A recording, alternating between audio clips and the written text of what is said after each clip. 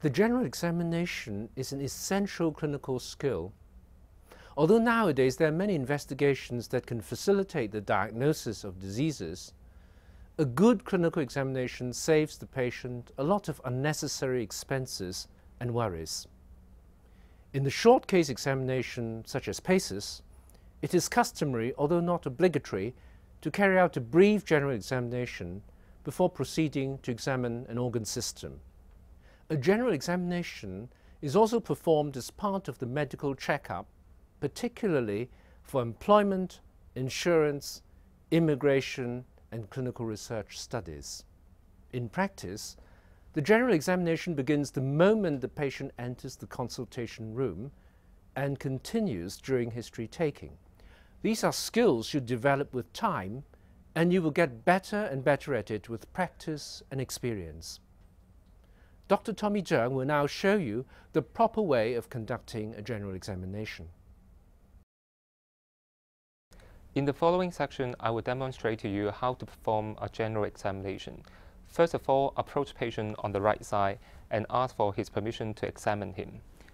先生，我想幫你做一個身體檢查問，請問你同唔同意呢？我同意。So first of all, look at the face and the head. Look for specific facial features of some endocrine disorder such as acromegaly, hyper or hypothyroidism, and Cushing syndrome. If the abnormality is not obvious, then you can break down the parts of the face and examine one by one. You should look at all the structures such as the eyelid to detect ptosis or any heliotropic rash in case of dermatomyositis. Afterwards, you should look at the sclera and the conjunctiva.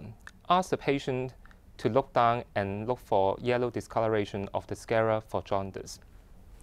先生，麻煩你向下望一望啊。So look at the sclera for any yellow discoloration for jaundice. And then you can ask the patient to look up and look at the lower conjunctiva for pallor. 先生，今次麻煩你向上望一望。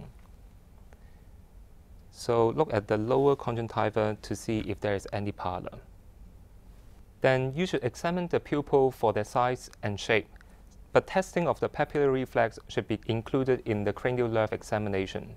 Then look at the face for any erythema and infiltrates in case of lupus, dermatomyositis, and mitral stenosis. Also pay attention to the skin around the mouth for tight and shiny skin in patients with systemic sclerosis. Afterwards, examine the mouth for telangiectasia, pallor, central cyanosis, and pigmentation. 先生，麻煩擘一擘大個口，伸條脷出嚟睇一睇 ，so that you can observe for any telangiectasia, pallor, central cyanosis, and pigmentation.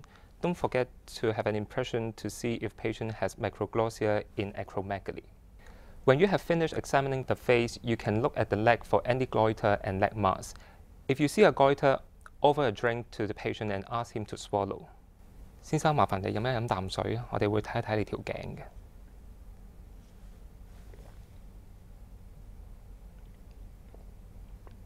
So this gentleman has no goiter or leg mass. So when the patient is swallowing, watch for the movement of the goiter and the appearance of a nodule not visible before swallowing. Next, ask permission to feel the neck and then approach the patient from behind to palpate the thyroid. 先生，我想幫你摸一摸條頸，請問你同唔同意啊？同意。So use your fingers to feel below the thyroid cartilage where the isthmus of the thyroid gland lies over the trachea. Then palpate the two lobes of the thyroid gland which extend laterally below the sternocleidomastoid muscle. So feel the thyroid cartilage and then feel laterally for the thyroid gland. Okay. Ask the patient to swallow again while you continue to palpate the thyroid, ensuring that the leg is slightly flat. 先生，你屈一屈條頸，咁然之後咧，麻煩你再飲多一啖水啊。含住先，然之後咧，我叫你吞嘅時候試吞。嚇，可以吞啦。So feel the movement of the thyroid gland and to see if you can feel any nodules during swallowing. Afterwards, you should percuss the upper sternum for any retrosternal extension of the goiter. Ascertain whether the lymph nodes are firm or hard, separate or matted together, and whether it is attached to the superficial and deep tissue. Then also percuss over the upper sternum to assess for any retrosternal extension. 先生幫你敲一敲下。So the patient has low retrosternal extension of goiter. You should also comment on the size, consistency, whether it is soft or firm, whether it is nodular or diffusely enlarged, whether it moves readily on swallowing, whether there are cervical lymph nodes, or whether there is a bruit. You should use your stethoscope to listen for bruit of the thyroid.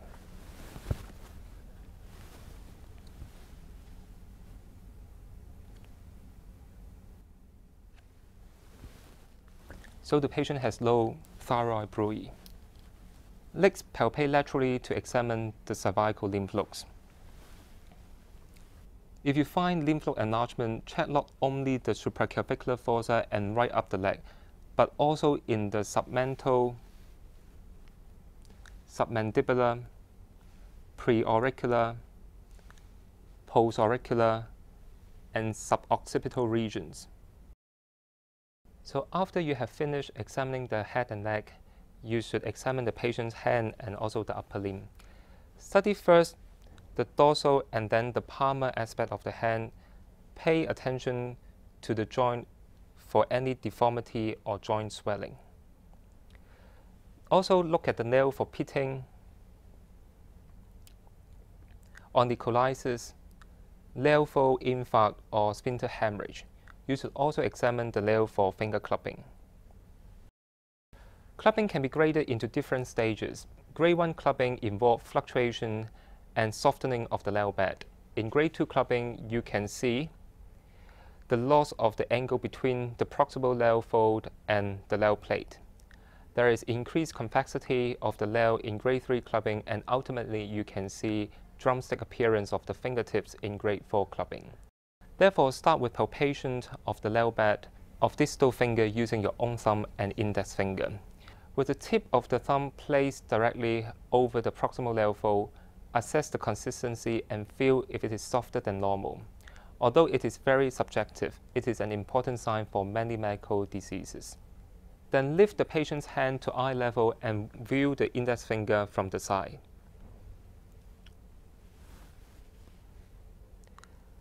Look at the angle between the proximal nail fold and also the nail plate. If the angle is greater than 180 degrees, it should be considered abnormal. You can also ask patient to partially extend the index finger on each hand such that the dorsal surface of the finger can be brought together and opposed. 先生，麻煩你咧將兩隻手咧對一對埋，係啦，咁樣樣。In non-club finger, a gap should be observed. The loss of the gap implies an increase in the angle between the nail fold and also the nail plate, or the convexity of the finger, which is suggestive of clubbing. And then you should also examine the skin for color, including pigmentations, jaundice, and also palmar erythema, and feel the consistency of the skin. Tight and shiny skin can be found in patients with systemic sclerosis. Papillary thin skin with purpura can be found in patients on long-term steroid therapy, while thick skin can be a sign of acromegaly. Look for lesions such as psoriasis, vasculitis, purpura, telangiectasia, tophi, and neurofibroma, etc. Afterwards, you should examine the muscle of the hand. In median nerve palsy, you should be able to find isolated wasting of the thinner eminence. In ulnar nerve palsy, there is generalized wasting, especially of the first dorsal interosseus, but sparing the thinner eminence. And then briefly inspect if the patient has any hand tremor. Look carefully for fasciculation, which usually indicate motor neuron disease, although occasionally it can be occur in other conditions such as syringomyelia or old polio. Then you can palpate the hand for Dupuytren contractures, nodules, and tophi. Then you should examine the pulse but the examination skill will be covered in the cardiovascular examination. Don't forget to palpate for the epitrochlear lymph nodes and also the axillary lymph nodes. To examine the axillary lymph nodes, allow the patient's right arm to rest comfortably on your right hand. Use your left hand to palpate the axillary region. Axillary nodes are palpated at deep pressure using a circular motion by 3 middle fingers.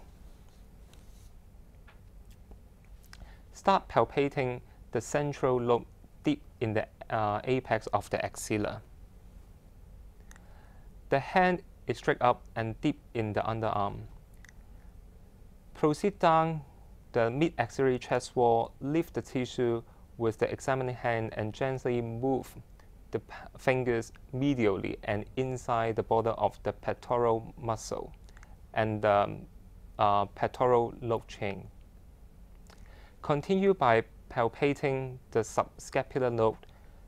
Sweep back the hand with the palm facing laterally, feeling inside the muscle of the posterior axillary fold. Finally, check the lateral lobe with the palm of the hand facing the humeral head. So after you have finished examining the face, leg, upper limb, then we should proceed to the lower limb. First of all, look for any obvious skin lesions, such as rashes, ulcer, or pigmentation. Then you should inspect the lower muscle for any wasting, which can occur in some neurological disorder, diabetes, and also myositis. Look at the knee, ankle, and also the toes for any joint swelling and deformity. Don't forget to look for peripheral edema. Press your thumb on the medial malleolus and look for any pitting. So this patient has low pitting edema. If there is pitting, then you can press upward along the tibia to assess the level of the peripheral edema. You can also examine the sacral region for sacral edema. To complete the general examination, you should also measure the temperature and the blood pressure for the patient.